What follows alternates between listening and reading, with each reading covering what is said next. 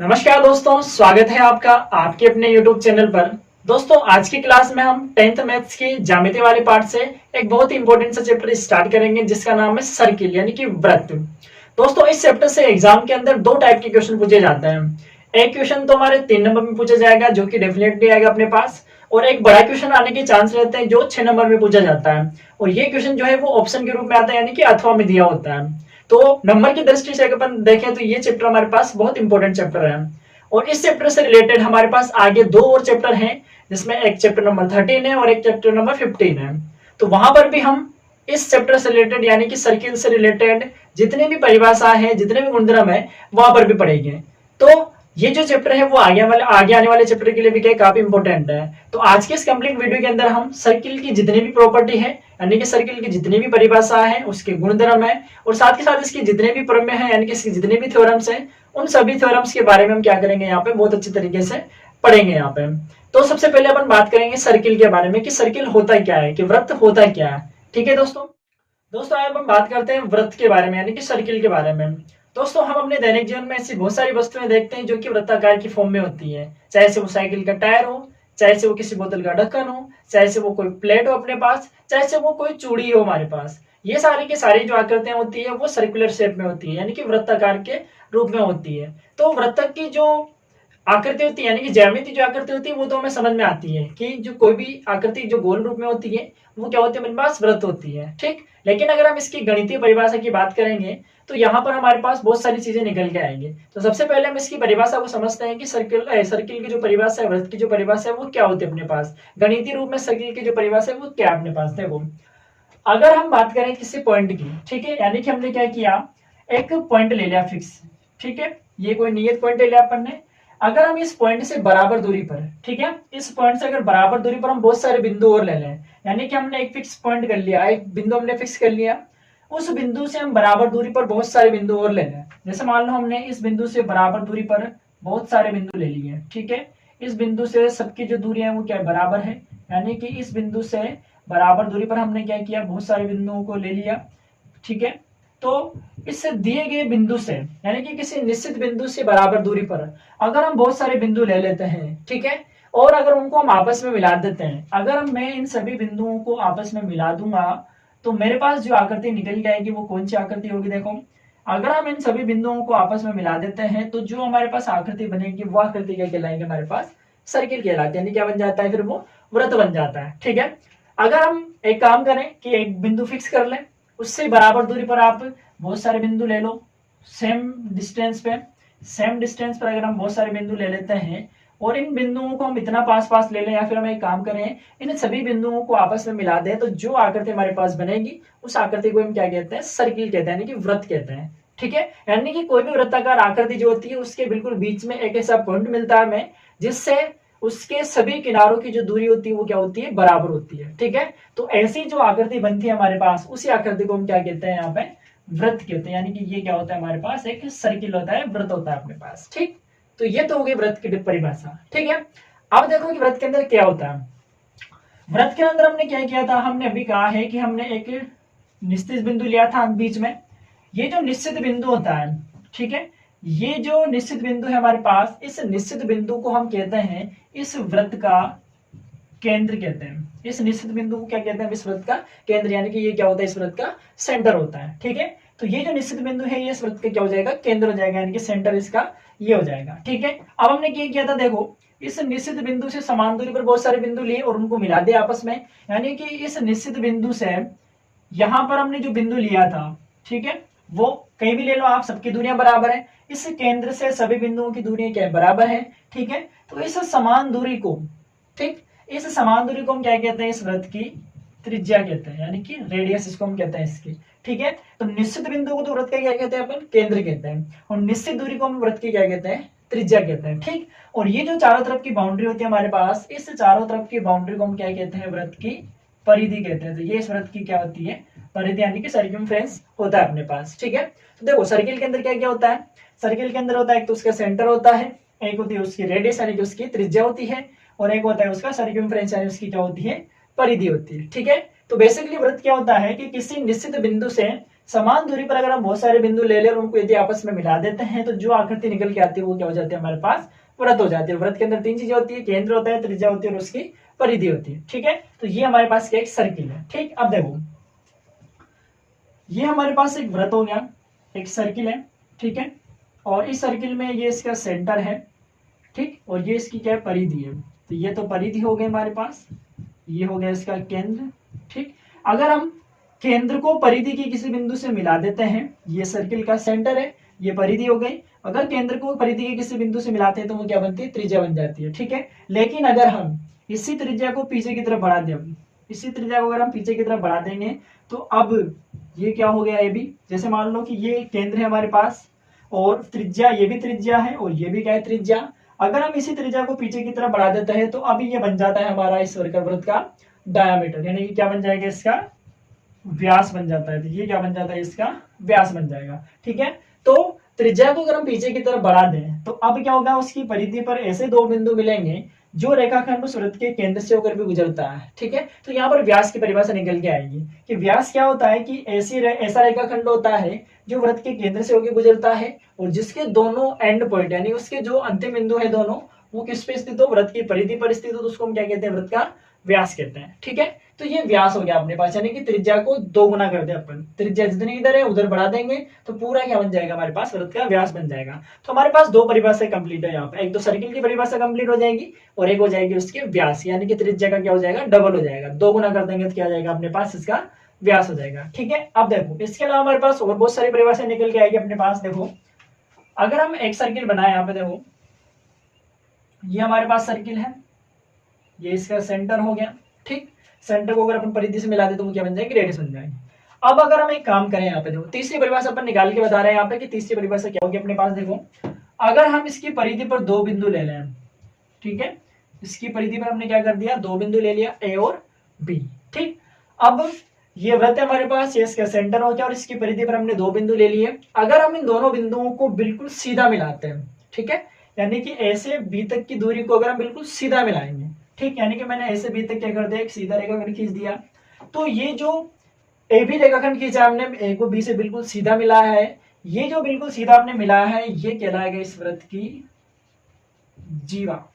ठीक है, ये क्या कहलाएगी, इसकी जीवा कहलाएगी। यानी कि वृत्त की परिधि, अब यहां से जीवा की परिभाषा निकल के आएगी अपने पास कि वृत्त की परिधि पर स्थित दो बिंदुओं को मिलाने वाला रेखाखंड, क्योंकि रेखाखंड का मतलब सदैव क्या होता है, सीधा होता है। तो वृत्त की परिधि पर स्थित दो बिंदुओं को मिलाने वाला सीधा रेखाखंड उस वृत्त का क्या कहलाती है, जीवा कहलाती है। यानी कि परिधि पर स्थित दो बिंदुओं को मिलाने वाली रेखा क्या कहलाएगी, उसकी जीवा कहलाएगी। ठीक है, तो ए से लेकर बी क्या हो जाएगा, यहाँ पे जीवा हो जाएगी। ठीक है, अब देखो ये ए से लेकर बी तक बिल्कुल सीधी रेखा है, ये तो क्या उस वृत्त की जीवा है। ठीक, और अगर हम वृत्त ए और बी को बिल्कुल सीधा ना मिला, यहां से चौथी परिभाषा निकल के आएगी, तीसरी क्या होगी, जीवा। ए और बी को बिल्कुल सीधा मिला दो, सीधे रेखाखंड के सदस्य मिला दो, जीवा बन जाएगी। लेकिन अगर हम ए और बी को बिल्कुल सीधा नहीं मिलाए, ठीक है, सीधा नहीं मिलाएंगे तो कैसे मिलाएंगे, देखो हम ऐसे चलेंगे, यहां से चलेंगे हम ऐसे अगर हम चलेंगे कहां तक, बी तक, तो ये हम चले परिधि वाले भाग पे। ठीक है, ऐसे लेकर बी तक अगर हम परिधि वाले भाग पर चलेंगे तो ये कहलाएगा इस वृत्त का चाप कहलाएगा। ठीक है, अगर हम सीधा नहीं चले, उसकी परिधि पर चले, ठीक है, यानी कि वृत्त की परिधि पर स्थित दो बिंदुओं के बीच की दूरी, परिधि पर ही दूरी बता रहे हैं अपन, ऐसे लेकर बी तक परिधि पर ही जो दूरी है वही क्या कहलाएगी, उस वृत्त का चाप कहलाते हैं। यहां से चौथी परिभाषा निकल गया, यानी कि वृत्त का चाप क्या होता है। देखो वृत्त की परिधि पर स्थित दो बिंदुओं के बीच की परिधि पर ही जो दूरी होती है उसी को हम क्या कहते हैं, उस वृत्त का चाप कहते हैं। तो ये ए बी क्या हो जाएगा, इसका चाप हो जाएगा। ठीक है, अब देखो जीवा क्या होगी, ए और बी के बीच का सीधा रेखाखंड, ठीक, और चाप हो गया परिधि पर दूरी। ठीक है, अब देखो जैसे ही हम वृत्त के अंदर कोई जीवा खींचते हैं, ठीक है, जैसे हम वृत्त के अंदर कोई जीवा खींचते हैं, जैसे हमने यहाँ पे जीवा खींची है तो जीवा जो होती है उस वृत्त को क्या करती है, दो भागों में बांटती है। ठीक है, जैसे हमने जीवा खींची, पूरा वृत्त हमारे पास, जीवा खींचेंगे तो वृत्त के दो भाग हो गए, एक भाग तो नीचे वाला और एक भाग इसके ऊपर वाला हो गया। ठीक है, तो वृत्त की जो जीवा होती है उस वृत्त को कितने भागों में, दो भागों में बांटती है। ठीक, वृत्त की जीवा उसको दो भागों में बांटती है और प्रत्येक भाग को हम कहते हैं उसका वृत्तखंड। वृत्त की जीवा उसे दो भागों में बांटती है और प्रत्येक भाग को हम क्या कहते हैं, उसका वृत्तखंड कहते हैं। वृत्त का खंड हो गया हमारे पास। ठीक है, तो जैसे आप जीवा बनाओगे वैसे वृत्त के टुकड़े हो जाएंगे। एक छोटा है यहाँ पे, एक बड़ा है, लेकिन दोनों को हम क्या कहेंगे, वृत्तखंड कहते हैं। ठीक, अब छोटे बड़े को अगर अपन बात करेंगे तो बड़े को तो हम क्या कहते हैं, देखो बड़े को तो हम क्या कहते हैं दीर्घ, और छोटे को हम क्या कहते हैं लघु।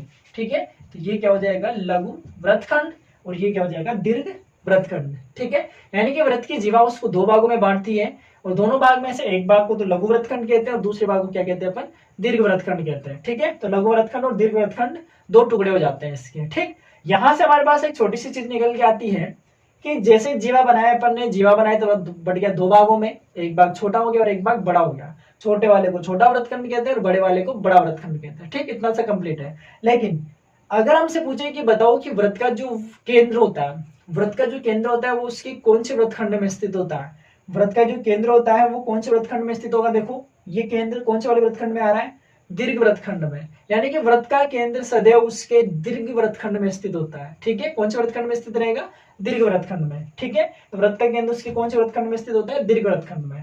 तो ये तो बात हो गई वृत्तखंड के बारे में, दीर्घ और लघु। ठीक, जीवा की सहायता से वृत्त को दो भागों में बांट दिया और प्रत्येक भाग को क्या कहते हैं अपन, वृत्तखंड कहते हैं। ठीक, लेकिन अब देखो हमारे पास क्या है कि हमने चाप की भी परिभाषा दी है, यानी कि परिधि पर अगर हम दो बिंदुओं को मिलाएं, यानी कि दो बिंदुओं के बीच की दूरी की बात करेंगे तो वो होगा चाप।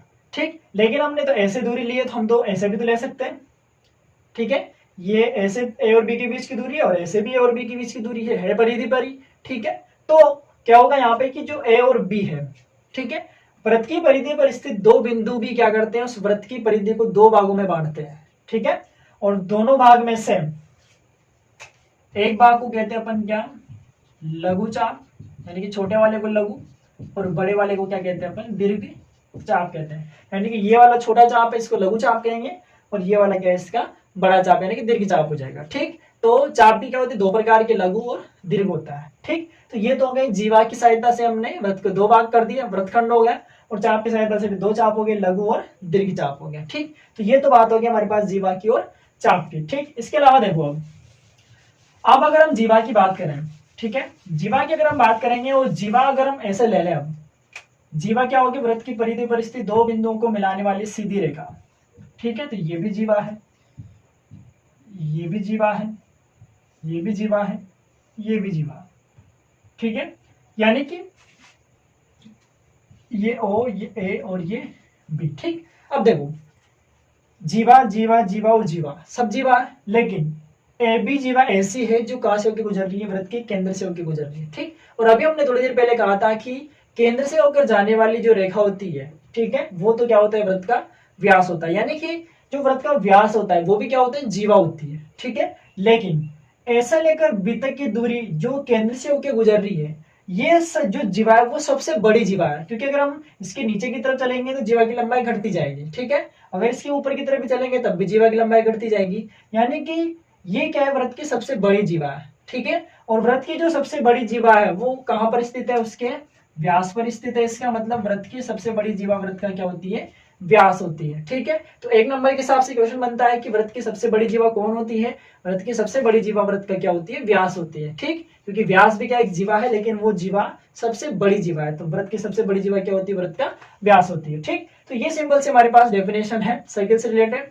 एक और चीज देखो हमारे पास कि सर्किल जो होता है वो एक समतलीय आकृति, यानी कि सर्किल को हम क्या करते हैं, वृत्त को तो हम क्या कर सकते हैं, बोर्ड पे बना सकते हैं या कॉपी में बना सकते हैं या फिर किसी भी प्लेन चीज पर बना सकते हैं। ऐसा नहीं है कि हम वृत्त को हवा के अंदर बना दे, ऐसा नहीं हो सकता। इसका मतलब वृत्त क्या होता है, एक समतलीय आकृति होती है, प्लेन आकृति होती है। ठीक, अब देखो अब सर्किल प्लेन आकृति है, तो जिस भी प्लेन के अंदर सर्किल को बनाया जाएगा, ठीक है, यानी कि जिस भी प्लेन के अंदर सर्किल को बनाया जाता है वो सर्किल उस प्लेन को तीन भागों में विभाजित करता है, तीन भाग में क्या कर देता है, डिवाइड कर देता है। ठीक है, यानी कि जिस भी प्लेन के अंदर सर्किल को बनाया जाता है वह उस प्लेन को कितने भागों में डिवाइड करता है, तीन भागों में डिवाइड करता है। ठीक, अब देखो कैसे, जैसे हमने यहाँ पे सर्किल बनाया, ये पूरा प्लेन जो है वो तीन भागों में डिवाइड हो गया। ठीक है, ये पूरा प्लेन तीन भागों में, एक तो क्या है देखो इस सर्किल के अंदर आ गया। ठीक है, एक भाग तो क्या हो गया, इस सर्किल के अंदर आ गया और एक भाग इस सर्किल के बाहर रह गया। ठीक है, पूरा समतल था, हमने वृत्त बना दिया, तो एक भाग तो सर्किल के अंदर आ गया, एक भाग सर्किल के बाहर चला गया और एक भाग इसकी परिधि के नीचे चला गया जो दिखाई नहीं देगा यहाँ पे। ठीक है, तो तीन भाग हो गए। ठीक, अब देखो अंदर वाले भाग को तो अपन कहते हैं कौन सा भाग, अभ्यंतर। ठीक है, बाहर वाले भाग को हम क्या कहते हैं, बहिर्भाग। ठीक, व्रत के अंदर वाले को तो अभ्यंतर, बाहर वाले को बहिर्भाग। ठीक, और चौथा जो भाग होता है उसको अपन कहते हैं इसकी परिधि वाला भाग, यानी कि व्रत वाला भाग। ठीक है, कौन सा वाला भाग? व्रत। यहाँ पर व्रत बना हुआ है। ठीक, तो जिस भी प्लेन पर व्रत को बनाया जाता है, सर्किल को बनाया जाता है, वह उसको 3 भागों में डिवाइड करता है। एक तो अभ्यंतर जो अंदर वाला होता है, एक बाहर वाला जो बहिर्भाग होता है, और एक होता है उसकी परिधि यानी कि व्रत वाला भाग होता है। ठीक, अब यहाँ से सिंपल सी चीज हमारे पास निकल के आएगी कि व्रत का जो सेंटर होता है, केंद्र होता है, वो कौन से भाग में स्थित होता है? अभ्यंतर वाले भाग में स्थित होता है। ठीक, अब देखो ये सेंटर है और ये हो गई इसकी त्रिज्या यानी कि रेडियस हो गई। ठीक है, अब देखो अब यहां से छोटे छोटे क्वेश्चन बनते हैं। देखो छोटे छोटे क्वेश्चन क्या बनेंगे अपने पास। सिंपल सा क्वेश्चन मैं आपसे पूछा हूं यहाँ पर कि अगर कोई बिंदु, ठीक है, कोई बिंदु उसकी त्रिज्या से कम दूरी पर है। ठीक है, यदि कोई बिंदु त्रिज्या से कम दूरी पर है तो वो कहां पर स्थित होगा? ठीक है, तीनों में से कौन से भाग पे स्थित होगा? अब देखो यदि कोई बिंदु उसकी त्रिज्या से कम दूरी पर है, त्रिज्या से कम है मतलब इससे छोटा है, इसका मतलब यहाँ पे आ गया, और यहाँ पर आ गया, इसका मतलब कौन से भाग में आ गया? वो अभ्यंतर वाले भाग में आ गया। तो यानी कि यदि किसी बिंदु की उसकी दूरी त्रिज्या से कम है तो वो बिंदु कहाँ रहेगा? उसके अभ्यंतर में रहेगा।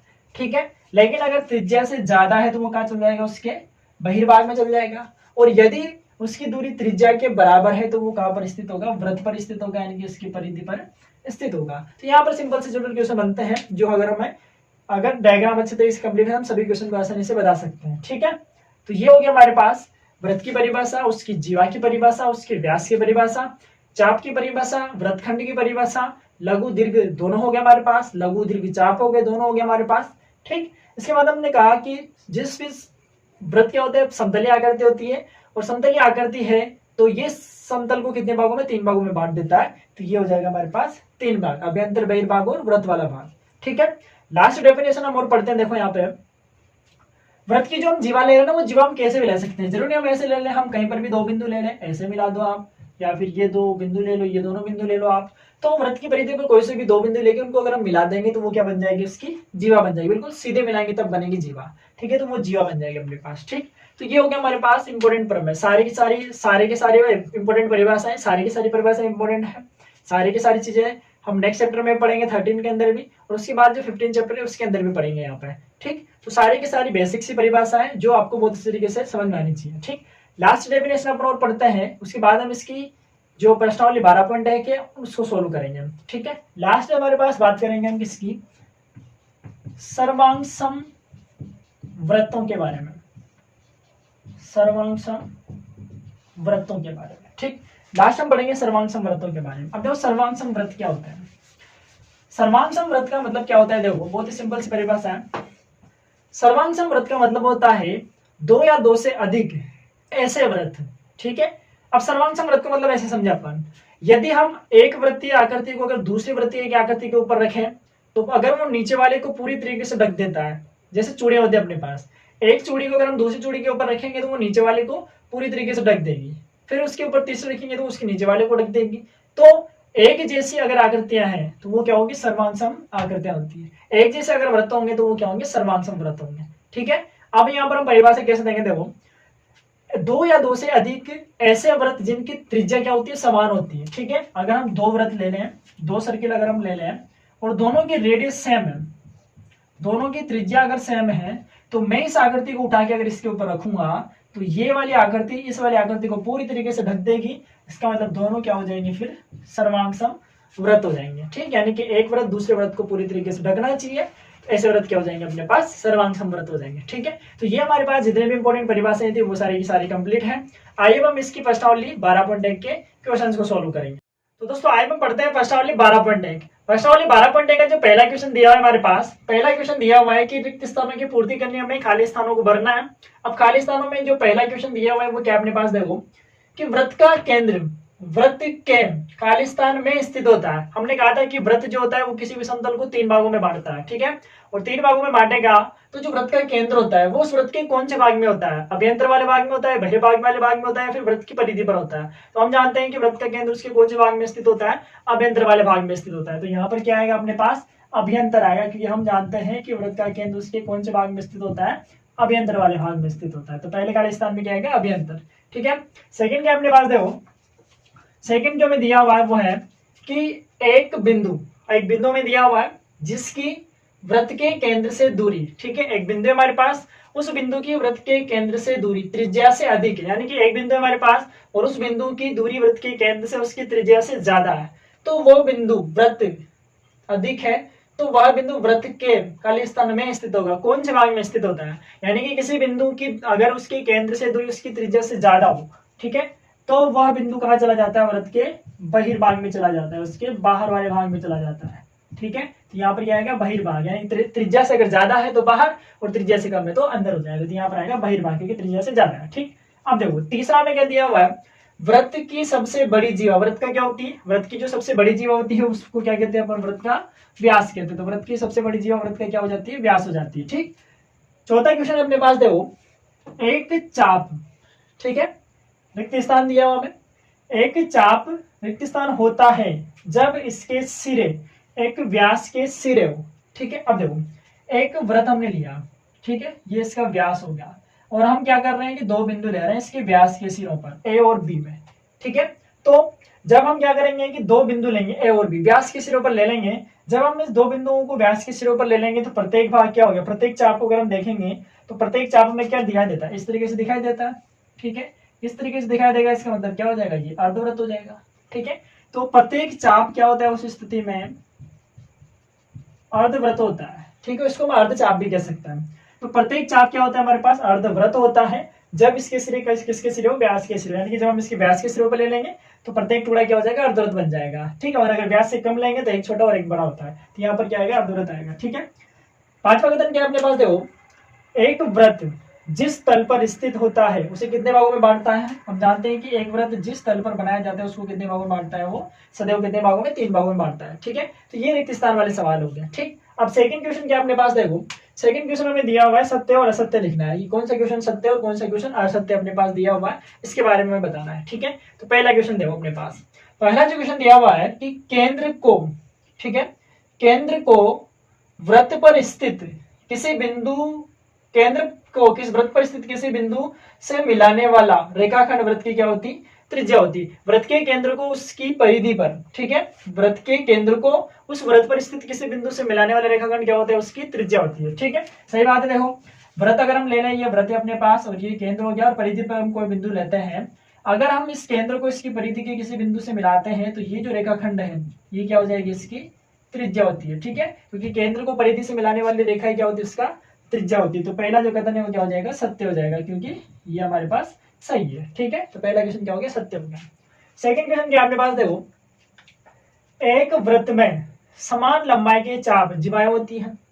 अब एक वृत्त के अंदर समान लंबाई के चाप अगर हम ले लें तो क्या वो जीवाएं होगी, ठीक है। अब देखो देखते हैं, हमारे पास क्या है कि हमने ए बी एक और सी डी दूसरा चाप है, ए बी और सी डी ये दो चाप ले लिए, तो क्या ये दोनों चाप दोनों जीवा है, ठीक है, ए बी चाप है सी डी भी चाप है, तो समान लंबाई के चाप जीवाएं होती है क्या, हम जानते हैं कि चाप अलग होता है जीवा अलग होती है, तो समान चाप यानी कि चाप कभी जीवा नहीं बन सकती और जीवा कभी चाप नहीं बन सकता, यानी कि समान लंबाई के चाप जीवाएं नहीं बनती है, ठीक है। तो ये कथन भी क्या है, असत्य है, क्योंकि चाप अलग होता है और जीवा अलग होती है, तो ये कथन क्या है, असत्य है, ठीक है। तो सेकंड क्वेश्चन क्या है अपने पास, असत्य दिया हुआ, ठीक। थर्ड देखो अपने पास क्या है कि यदि एक वृत्त में 3 बराबर चापों में बांट दिया जाए, एक वृत्त को यदि हम एक काम करें कि 3 बराबर चापों में काट दें, ठीक है, ये 1 2 और 3, ठीक, ये वाला और ये वाला तीनों चाप क्या है, बराबर है, ठीक है।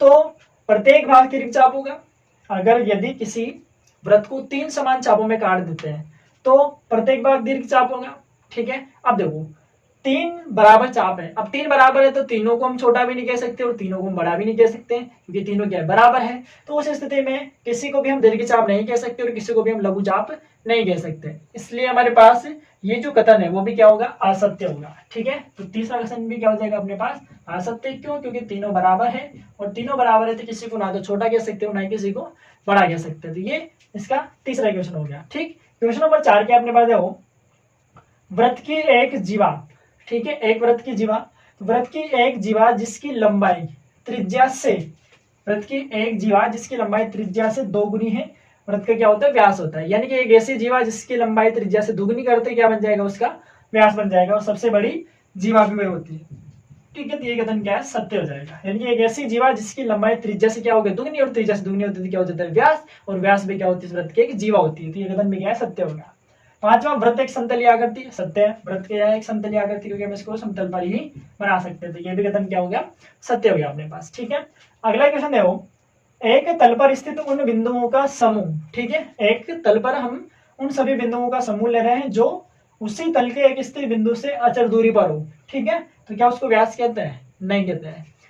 ये तो परिभाषा होगी किसकी, वृत्त की, ठीक है, यानी कि किसी स्थिर बिंदु से बराबर दूरी पर हम बहुत सारे बिंदुओं को लेकर एक आकृति बनाते हैं, तो वो क्या बनती है, वृत्त बनती है। तो ये परिभाषा तो किसकी, वृत्त की, लेकिन इसने किसकी दे रखी है, व्यास की, जो व्यास की नहीं है, तो ये कथन क्या हो गया, असत्य। ये परिभाषा तो वृत्त की होती है, ठीक है, कथन क्या हो गया, असत्य हो गया। ठीक, अगला देखो, वह जीवा जिस पर केंद्र स्थित होता है त्रिज्या कहलाती है, ठीक है, नहीं, जीवा और त्रिज्या तो अलग होती है, जीवा तो व्यास बन सकती है, यानी कि वह जीवा जिस पर केंद्र हो उसको त्रिज्या कहते हैं क्या, नहीं, उसको तो क्या कहते हैं, व्यास कहते हैं, यानी कि उस जीवा जिस पर केंद्र स्थित होता है उसको क्या कहते हैं, व्यास कहते हैं, त्रिज्या नहीं कहते, यानी कि ये कथन भी क्या है, असत्य अपने पास। ठीक है, तो ये क्वेश्चन नंबर 7 हो गया, सेकंड वाले का। ठीक, तो फर्स्ट वाली 12 पॉइंट अपने पास बहुत ही सिंपल है, इसमें केवल हमारे पास रिक्त स्थान वाले और केवल सत्य असत्य वाले क्वेश्चन है। ठीक है, तो इस चैप्टर के लिए आपको जितनी भी परिभाषा हमने पढ़ी है यहाँ पे, उन सभी परिभाषाओं को अच्छी तरीके से पढ़ना पड़ेगा, समझना पड़ेगा, क्योंकि इस चैप्टर से संबंधित जितनी भी परिभाषा है वो आगे आने वाली जब जितनी भी प्रमेय हम पढ़ेंगे यहाँ पे, जितनी भी प्रमेय को हम सोल्व करेंगे उसके अंदर काम में आने वाली है। तो इसकी जो प्रमेय है उनको हम इसकी अगले वीडियो के अंदर सोल्व करेंगे।